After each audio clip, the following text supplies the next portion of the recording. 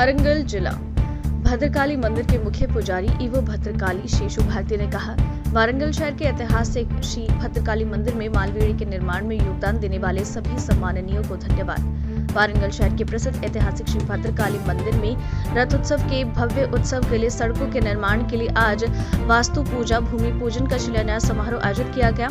कार्यक्रम में पीओ अजित कुमार, कार्यकारी अभियंता भीमराव, मंदिर मुख्य पुजारी भद्रकाली शेषु भारती, अधीक्षक विजय कुमार और अन्य अधिकारियों ने भव्य वास्तु पूजा भूमि पूजन कार्यक्रम में भाग लिया। भारतीय मंदिर के मुख्य पुजारी भद्रकाली शेषु ने कहा कि मंदिर में उत्सव को अधिकतम रूप से आयोजित करने के लिए सरकार की मदद से मद विधु का निर्माण किया जा रहा है भव्य तरीके से, और उसी तरह से आज वास्तु भूमि पूजन कार्यक्रम का आयोजन भव्य तरीके से किया गया। तेलंगाना वरंगल भारत समाचार से कैमरामैन महेंद्र के साथ अक्रम की रिपोर्ट।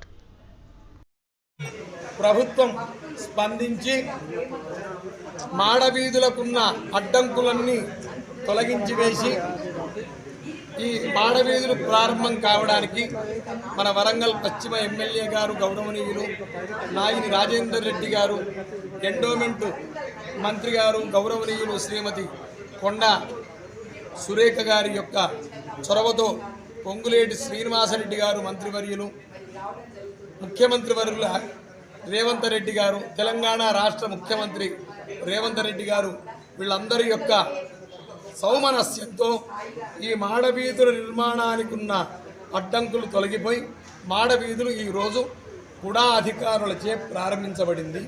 ఈ సందర్భంగా వాస్తు పూజ తదితరములన్నీ జరపబడ్డాయి, పని ప్రారంభించబడింది। 6 నెలల్లో ఈ పని పూర్తయిపోతుంది। అప్పుడు ఓరుగల్లు మహానగరంలో మన భద్రకాళి దేవస్థానంలో మాడవీధుల కార్యక్రమంతో వరంగల్ కీర్తి ప్రతాక స్థాయిని అందుకుంటుంది అనడానికి అతిశయోక్తి లేదు। మరి శ్రీయుత